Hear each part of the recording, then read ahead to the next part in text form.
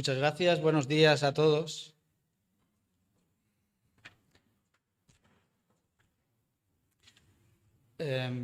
Cuando estos días estaba orando y estaba pidiéndole al Señor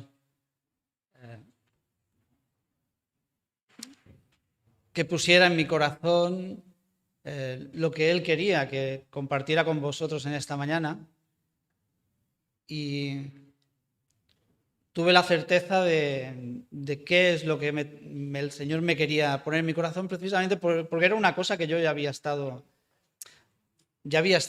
meditando en ella unos días antes.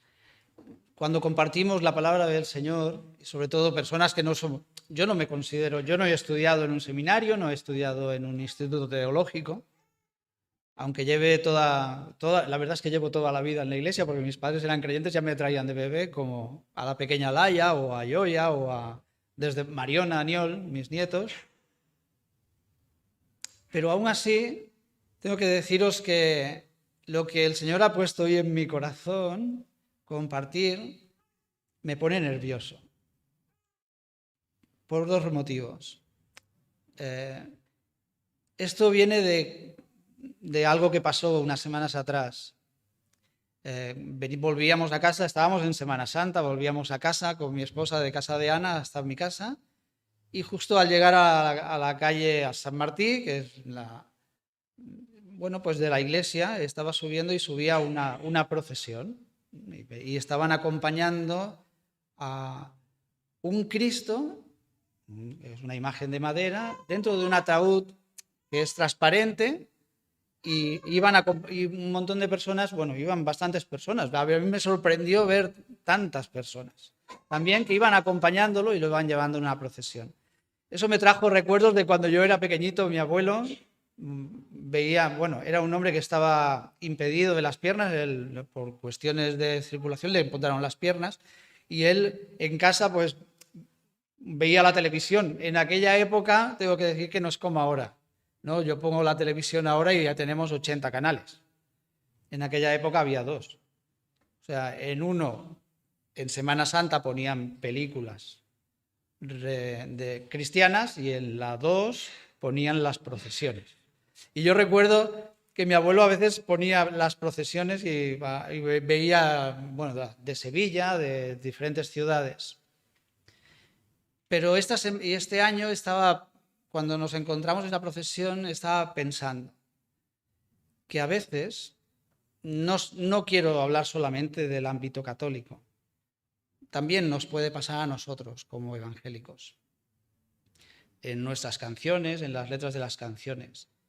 A veces, cuando hablamos de Cristo y el Cristo resucitado, y nos saludamos, ¿no? Llega Semana Santa y a veces yo recibo emails de hermanos que están a 8.000 kilómetros de distancia, o mensajes diciendo: el Señor ha resucitado. Y yo le contesto: sí, verdaderamente ha resucitado. Y eso es algo que es una costumbre, y lo hacemos porque es una realidad, verdaderamente lo creemos. Pero para que el Señor resucitara, y hoy es eso de lo que quiero hablaros, el Señor tuvo que morir en una cruz. Y cuando lo convertimos, o como se ha convertido en una costumbre o en una tradición, como vemos en Semana Santa, en un país tan católico y con unas tradiciones tan fuertes como es España, a veces me dio por pensar, y es verdad, nos quedamos un poco en la superficie, ¿no? Nos quedamos en la superficialidad, en la emotividad y en los sentimientos, porque los sentimientos en el fondo es algo temporal.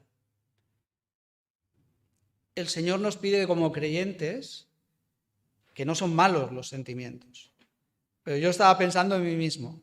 El Señor me pide que esos sentimientos estén controlados por mis convicciones.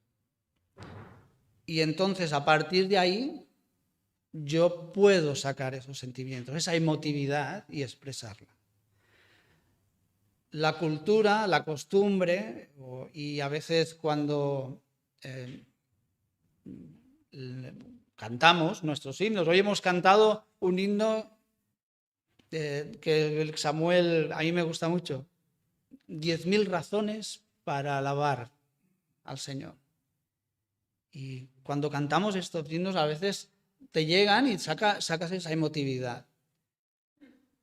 Pero hoy quiero, como ya digo, os voy a hablar sobre un Cristo crucificado en una cruz. Y yo a veces tengo que hacer ese ejercicio de sacar esa emotividad, sacar esos sentimientos y ver, ¿cómo decirlo? Ver exactamente qué es lo que está pasando. Cuando leo el pasaje que hoy os voy a hablar y otros pasajes, porque Cristo crucificado está en los evangelios, en los 4 por lo menos está relatado tal y como sucedió, cómo lo vio cada uno de ellos y si no lo vieron, cómo les fue contado, como en el caso, por ejemplo, de Lucas. Y tengo que sacar esa emotividad y ver exactamente qué es lo que está pasando. Hoy os quiero presentar en el Evangelio de Lucas, y como ya he dicho, os voy a presentar a un Cristo que ya ha sido crucificado. Lucas 23, a partir del versículo 32. Y quiero también que vosotros hagáis ese ejercicio.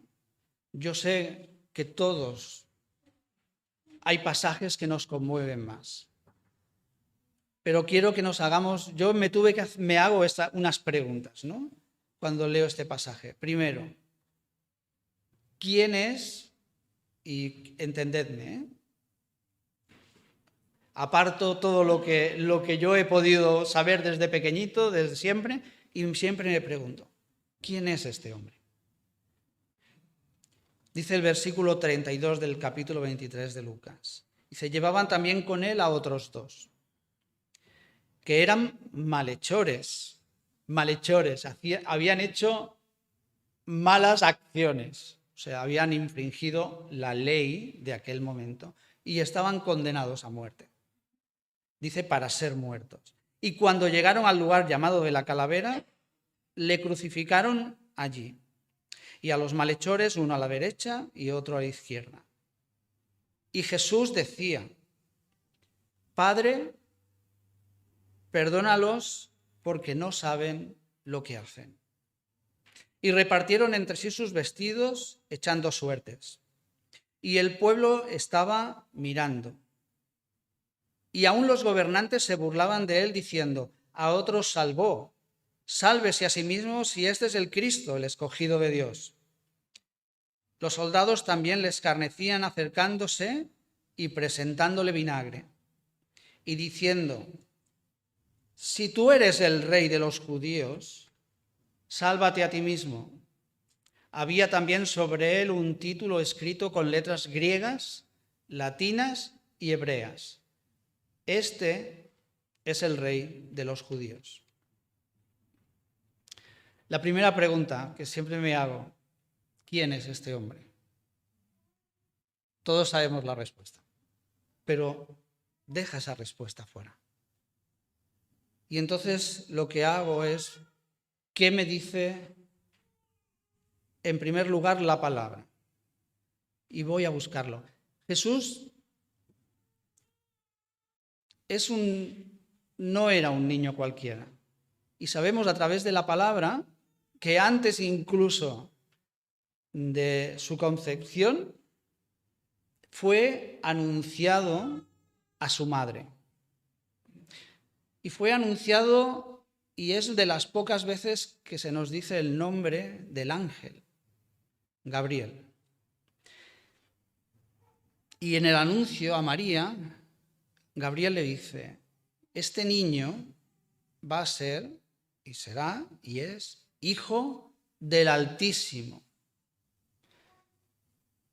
Más adelante le dice, y será llamado Hijo de Dios. ¿Qué es lo que Gabriel le estaba diciendo a María? ¿Quién puede ser llamado Hijo del Altísimo con todo merecimiento? Hijo de Dios. con todo derecho. Y a Gabriel le dijo a María, a su madre, Él es el Hijo del Altísimo, el Hijo de Dios. Y se estaba refiriendo,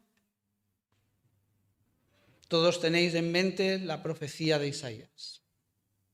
Isaías, muchos años antes, este niño fue anunciado a través del Espíritu Santo, escribe que ese niño iba a nacer y que iba a ser llamado, dice, admirable, consejero, Dios fuerte, Padre eterno, príncipe de paz.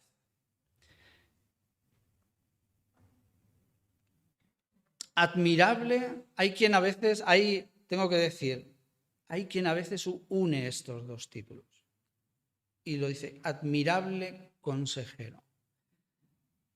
Admirable, sobrenatural, se podría traducir. Consejero un sobrenatural consejero, aquel que iba a traer un mensaje digno de seguir, porque iba a traer la verdad. Y le llama también Isaías Dios fuerte, Hijo del Altísimo, Hijo de Dios. Y aquí Isaías le está diciendo además, llamándole Dios fuerte. Nosotros llamamos muchas veces, ¿quién era Jesús? Le preguntas a los niños y la primera respuesta, el Hijo de Dios. El Hijo de Dios. ¿Y qué significa ser Hijo de Dios? Para ti, para mí, sabemos, nosotros somos hijos de Dios como creyentes porque estamos en Cristo. Él es el único que con todo derecho puede decir que es el Hijo unigénito de Dios. Isaías dice, el Hijo unigénito de Dios es además Dios fuerte, Padre eterno. Dices, ¿cómo? A ver, Hijo de Dios y además es el Padre. Sí. Jesús era el Hijo de Dios porque es Dios mismo que vino al mundo en la segunda persona de la Trinidad. Dios es uno, pero son tres personas. Ahora no me pidáis de verdaderamente una explicación teológica y complicada. Lo creo por fe.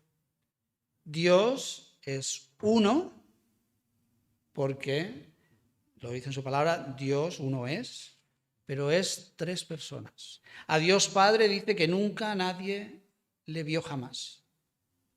Pero Jesús, la segunda persona de la Trinidad, es la imagen de Dios. La imagen de Dios que vino al mundo y se presentó delante de los hombres. Juan 14 dice, cuando le preguntan al Señor, muéstranos al Padre. Dice, ¿cómo que os muestra al Padre? ¿Tanto tiempo llevo con vosotros y no me has conocido? El que me ha visto a mí, ha visto al Padre. Por lo tanto, podemos decir que Jesús, aquel que estaba ya, no estaba siendo clavado, ya está clavado en la cruz. Su sangre ya está siendo derramada, ya está cayendo. Y ahora aquí tenemos que decir, apartar sentimientos, simplemente miradlo.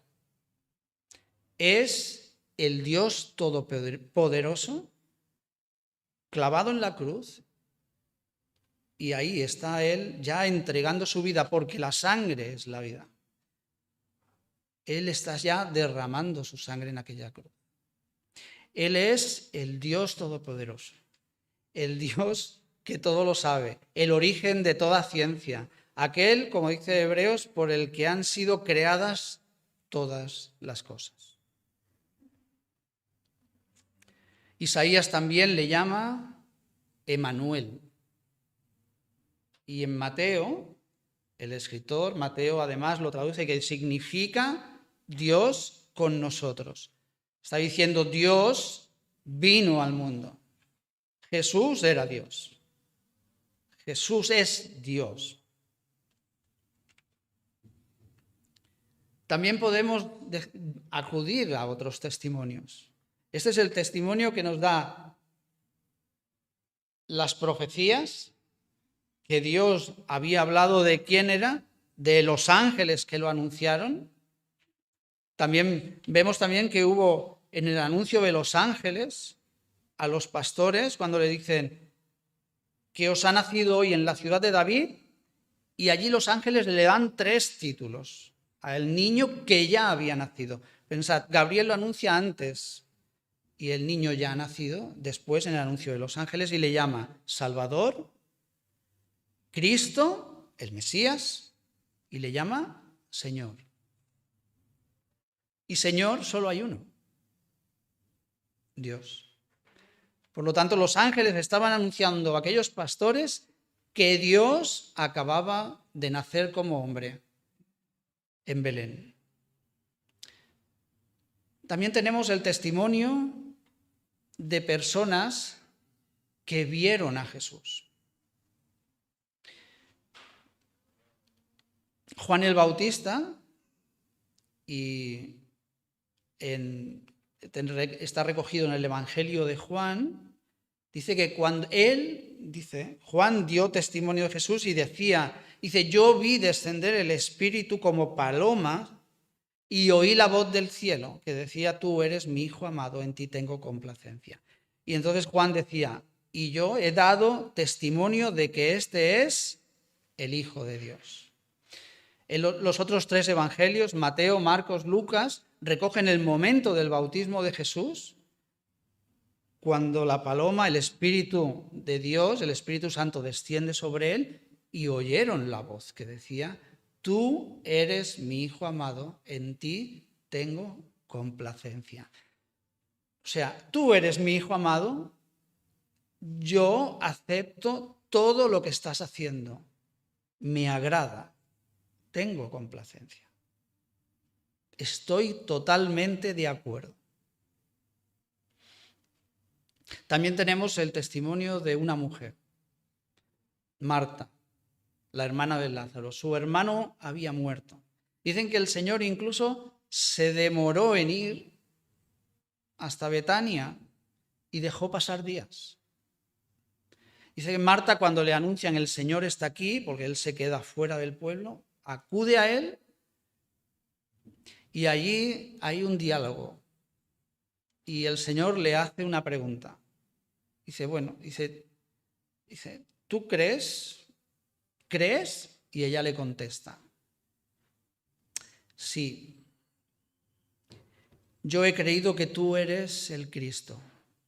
He creído que tú eres el Mesías, el Hijo de Dios, que has venido al mundo. Marta está diciendo y está dando testimonio y está reconociendo que era el Mesías y que él era Dios. Porque ser hijo de Dios en aquella época significaba ser Dios mismo. De hecho, a Jesús cuando lo condenan y lo están interrogando y le dice que trajeron testigos falsos que dijeron un montón de cosas de él, de que iba a destruir el templo y en 3 días lo reconstruiría. Y la palabra dice que eran testigos falsos, eran cosas que él verdaderamente había dicho, pero habían pagado a gente que quizás no lo había oído para que lo dijeran mintiendo en el juicio.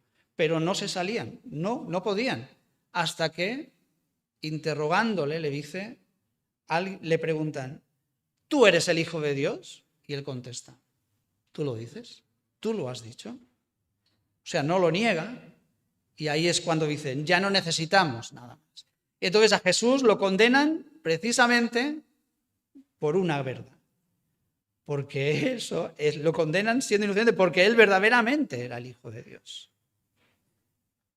Y entonces a él lo llevan a la cruz precisamente siendo inocente, acusado de una verdad inapelable.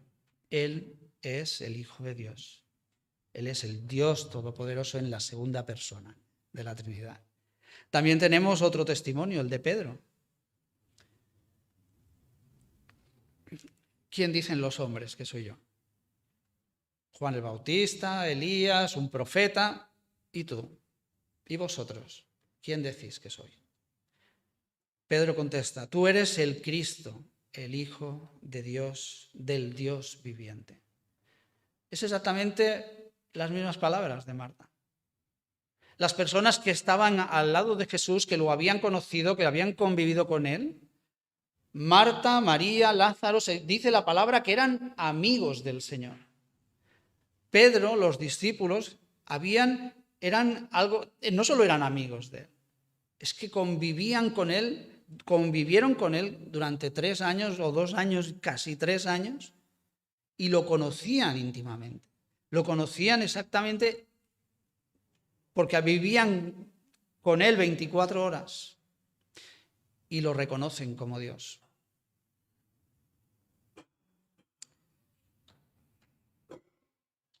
Lo reconocen como Dios. Y yo estaba pensando, en aquella cruz, ahora Lucas nos está presentando a un Cristo ya clavado que está diciendo Padre.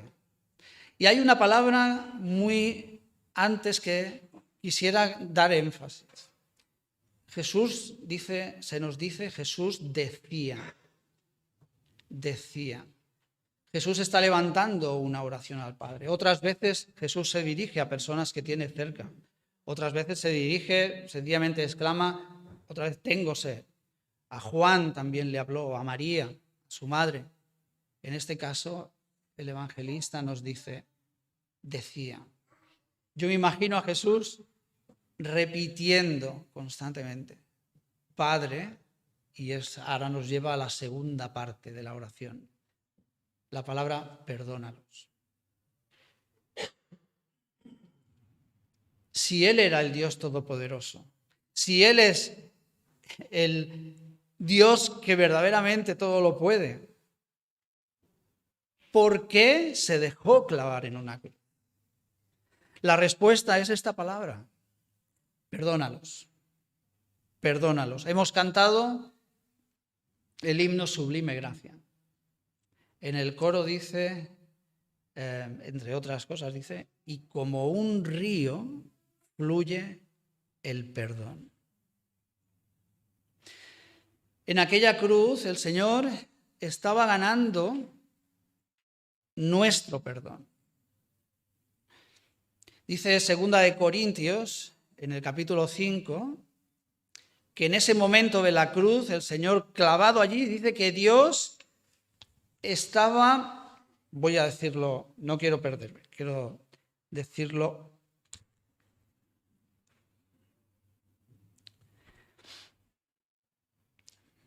He perdido la cita, un momento, aquí.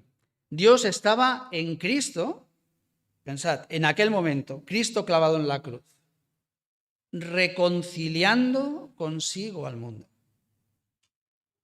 no tomándoles en cuenta a los hombres sus pecados. Cuando hace falta una reconciliación es porque ha habido una disputa. Y estaba pensando, ¿qué es lo que separó al hombre de Dios? ¿Fue Dios que hizo algo que nos ofendió? No. Fue el hombre que rechazó a Dios, no queriendo saber nada de él. Y dice la palabra, dice que nuestros pecados, dice, todos pecaron, dice, y estamos destituidos de la presencia de Dios. Estar destituido es alguien en un gobierno, ¿no? Cuando destituyen a un ministro en un cargo, y cuando lo destituyen le dan pum, un empujón y ¡bum!, lo echan abajo. El hombre estaba en una posición en la que tenía acceso directo a Dios. Dios se nos dice que tenía una relación íntima y personal con el hombre. En el huerto del Edén paseaba por el huerto y hablaba con Adán. Yo me imagino a Adán y al Señor paseando, como cuando dice la palabra, dice al aire de la mañana, ¿no? Y pues eso es algo que quizás habían hecho muchas veces. Y el Señor hablaba con Adán, ¿qué? ¿Cómo va el día? Y se explicaban cosas. Y esa posición Adán la perdió. Cayó de ella. Y fue por culpa del pecado. Y no fue porque Dios le hiciera verdaderamente algo que les impulsara a hacerlo. Lo hicieron porque quisieron. Porque en su corazón quisieron ser más de lo que incluso Dios ya les había dado. El egoísmo, la ambición, la avaricia, esas son cosas que están en el corazón del hombre desde ese momento. Y eso es lo que creó esa separación entre Dios y el hombre. Pero Jesús en aquella cruz estaba pagando precisamente lo que Dios necesitaba para perdonar al hombre. Dios es justo y Dios es justicia. Pero también sabemos que Dios es amor y Dios es misericordia. Entonces, a través del pago que Jesús hizo en aquella cruz, derramando su sangre, derramando su vida, Él se convierte, lo que llamaba Isaías, en el príncipe de paz. Y ese es uno de los nombres también de Jesús. Para poder crear paz, Él podía haber llegado, no morir en la cruz. Podía haberse presentado como ya le demandaban. Muéstranos, haz señales, que veamos el poder. Y Dios nunca al que le demandaba esas cosas, nunca le contestó. Él podía haberlo hecho, sí. Pero la enemistad, el pago de la enemistad entre Dios y el hombre, nunca hubiese sido pagado. ¿Quién hubiese entrado al reino? ¿Cuántos hombres hubiésemos entrado al reino de Dios? Ninguno. Porque la paga del pecado era la muerte. Y había la necesidad de que alguien muriera para pagar esa deuda. Y ahora llegamos a la tercera parte. Y dice, el Señor les dice, Padre, en su oración dice, Padre, perdónalos. Y dice, porque no saben lo que hacen. Y yo me pregunto, si Dios muere en la cruz por mis pecados, si muere por los pecados de la humanidad y verdaderamente el hombre no sabe lo que hace, pues ya está, como dice el dicho popular, ¿no? El muerto al hoyo y el vivo al bollo. O como dice la palabra, vivamos sin pensar, pequemos, hagamos lo que sea, porque al final Dios nos perdonará. Pero es eso verdaderamente lo que Dios está diciendo. Ese no saben lo que hacen, está refiriéndose a eso. Mirad lo que hacía la gente cuando Jesús estaba crucificado en aquella cruz. Dice que los soldados echaron suertes sobre su ropa. Eso me habla de que Jesús estaba puesto en alto, completamente desnudo, para avergonzarlo, para humillarlo. Primer paso. Dice, el pueblo miraba, estaba mirando. Ese pueblo que solo unos días antes lo aclamó como rey. Ese pueblo, sencillamente, lo miraban de lejos. Estaban allí, no hacían ni decían nada. Y los gobernantes se burlaban. Y le volvían, incluso estando en la cruz, volvían otra vez a pedirle señales. Tú decías que eras el Cristo, el Mesías. Ya le habían dicho. Señales que la veamos. Aquí vuelven a hacerlo. Dice, a otro salvó. Dice, sálvese a sí mismo. Sálvate. Baja de la cruz y creeremos, dice otro evangelio. El pueblo y los gobernantes verdaderamente eran inocentes de lo que estaban haciendo. Lo hacían por ignorancia. Los soldados dice que también le escarnecían.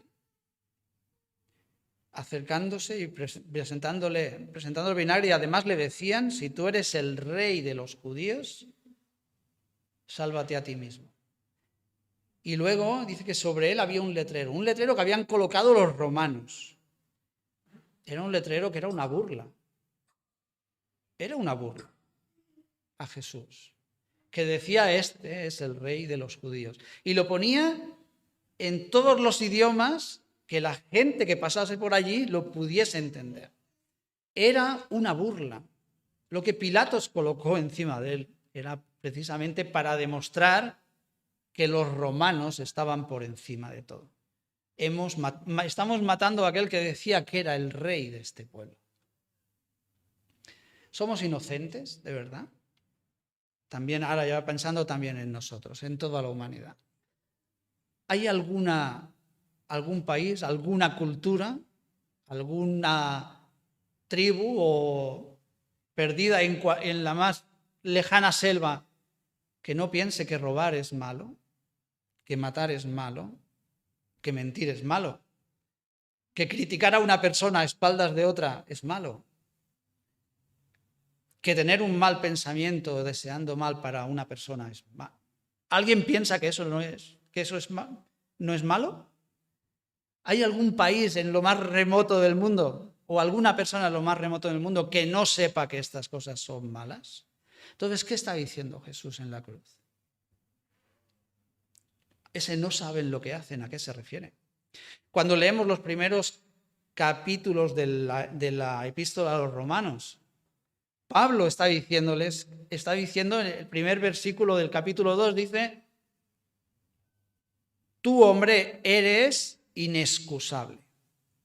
Él ha estado argumentando y ha estado demostrando que ningún hombre está libre de culpa. Tú y yo hemos crucificado a Cristo en la cruz. Si yo a veces lo pienso, si yo hubiese estado allí, ¿hubiese hecho algo diferente a lo que hicieron todos aquellos hombres? Y verdaderamente la respuesta es no. No. Hubiese hecho lo mismo. Seguramente, si yo hubiese sido de los que a lo mejor le hubiesen seguido, me hubiese mantenido alejado mirando desde lejos, pero no hubiese hecho nada. Como Pedro, que siempre al pobre Pedro lo machacamos, ¿no?, por haber negado a Jesús. Pero yo hubiese hecho algo diferente. No, seguramente no. Yo no estoy libre de culpa. El Señor en mi conciencia ha puesto el saber verdaderamente cuando hago algo malo. Satanás, cuando tienta a la mujer y al hombre, cuando engaña a la mujer, le dice: no, dice, puedes comer tranquilamente. Dice, lo que pasará es que en ese momento sabrás diferenciar entre el bien y el mal.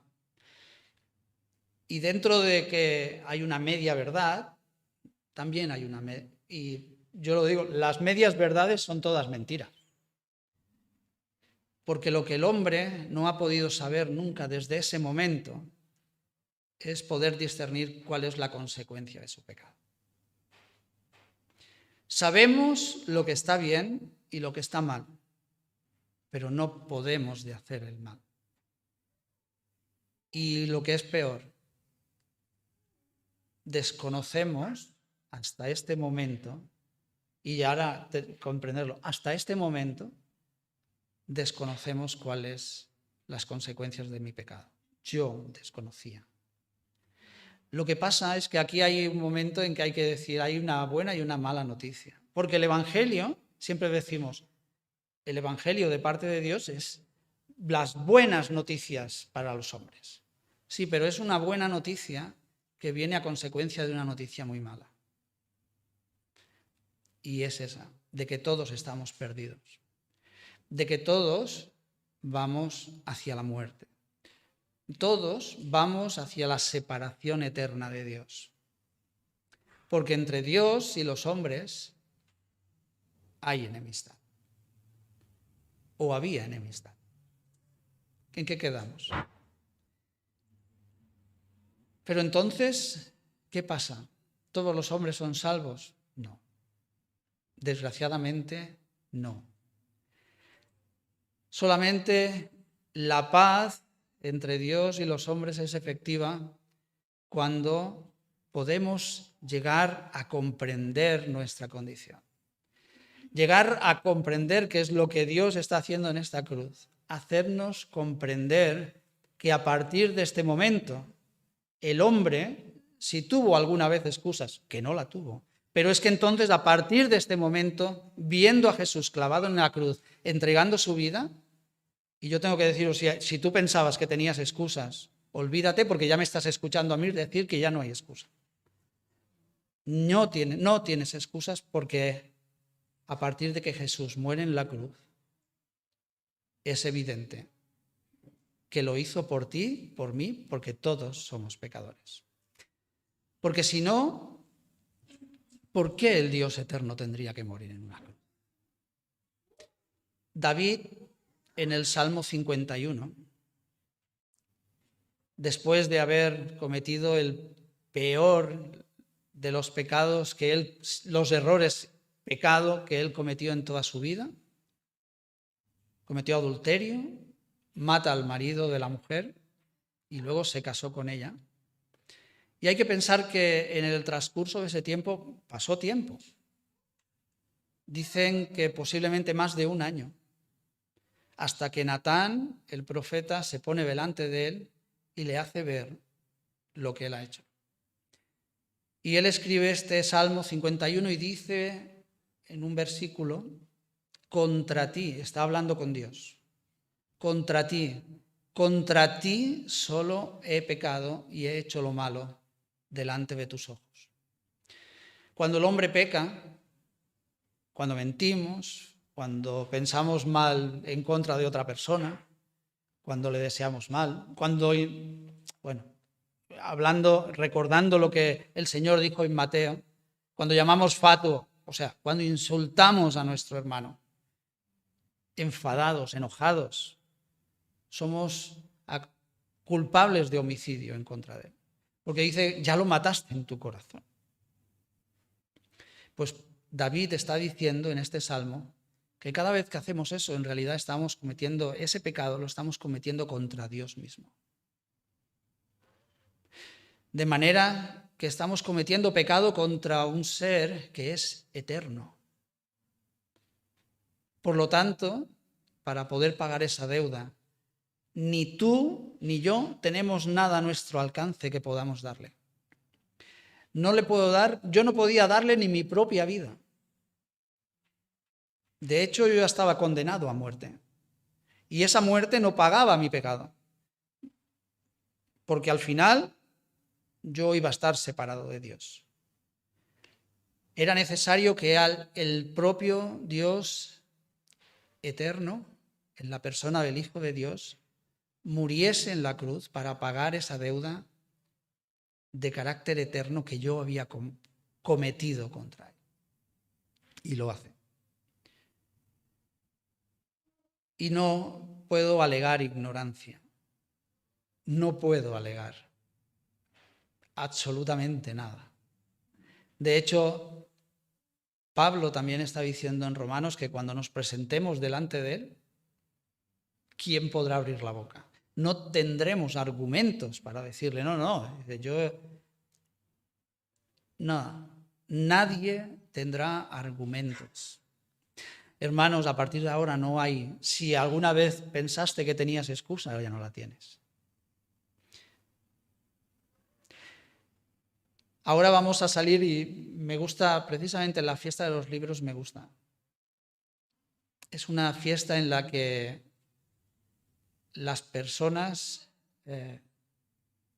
buscan, o sea, intentan, no compran un libro por comprar. A veces pasa, en otras épocas del año pasa. Hacemos un regalo cualquiera a una persona y le gusta leer. En la fiesta del libro buscamos verdaderamente agradar a la otra persona. ¿Qué es lo que le puede gustar? ¿Qué es verdaderamente? Y a veces miramos muchas y muy diferentes opciones. Llevamos, como ha dicho Samuel, 25 años poniendo mesas de libros. Yo a veces me asombro de que a veces vengan gente del pueblo, gente que no tiene relación ni tan siquiera con una vida, por así decir, espiritual, cristiana, y que nos compren libros. Hermanos, están perdidos, aunque nos compren libros. Es necesario que nosotros también les hablemos a ellos y les expliquemos que aparte de la emotividad, aparte de los sentimientos, hay una realidad. Y es que el Dios eterno murió, entregó su vida en aquella cruz. Es algo, yo a veces lo he comentado partiendo el pan. Es algo que me conmueve. Y ahora estoy hablando de sentimientos. Pero porque para mí y para vosotros, yo sé, para muchos de vosotros es una convicción. El Dios eterno muere. Muere como hombre. A partir de ese momento, la experiencia de la muerte está en aquel ser que nunca hubiese muerto, que eternamente vive. Y a partir de ese momento, su experiencia, la experiencia de la muerte, como la nuestra, Él la está compartiendo con todos los hombres. Compartamos nosotros también nuestras creencias, nuestras convicciones con todas las personas. Están perdidos y se están muriendo. Y no conocen las consecuencias de sus pecados. Como ya he dicho al principio, no soy un teólogo, no soy un estudioso en institutos bíblicos, pero hoy he querido hablaros de lo que yo creo, de mis convicciones. Y aunque he dicho que hay que dejar al margen los sentimientos, no es exactamente así. La convicción debe de dominar nuestros sentimientos. Y hay veces en que los sentimientos deben dejarse fluir. Cuando cantamos, cuando alabamos al Señor. Esta mañana Samuel nos pedía que alabásemos al Señor por 10.000 razones. Y yo os he dado solo una razón. Pero yo creo que es la más importante de todas. Jesús ha hecho la paz entre Dios y nosotros, aunque nosotros no lo merecíamos. No lo merecíamos. Por gracia sois salvos, por medio de la fe, y esto no de vosotros, dice la palabra, pues es don, es un regalo que Dios hace al hombre. Salgamos a la calle, a nuestros vecinos, a nuestros amigos, ofrezcámosles este regalo. Amén. Oremos al Señor. Padre, quiero darte las gracias. Gracias porque si en esta mañana yo he podido hablar, si he podido compartir con mis hermanos, es porque tú antes me hablaste a mí a través de tu palabra. Que sea ella la que haya podido hablar, la que haya podido salir también de mí para compartir, Señor. Gracias sobre todo por Cristo Jesús. Gracias por tu Hijo amado, el Dios Todopoderoso que se entregó en aquella cruz, derramó su vida por darme el perdón, Señor. Como un río, como hemos cantado hoy. Desde aquel momento el perdón fluye. Señor, gracias por hacerme comprender en qué posición estoy.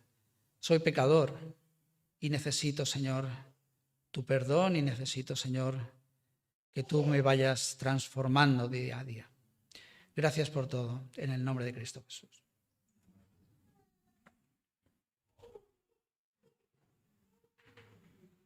Que tengáis la felicidad.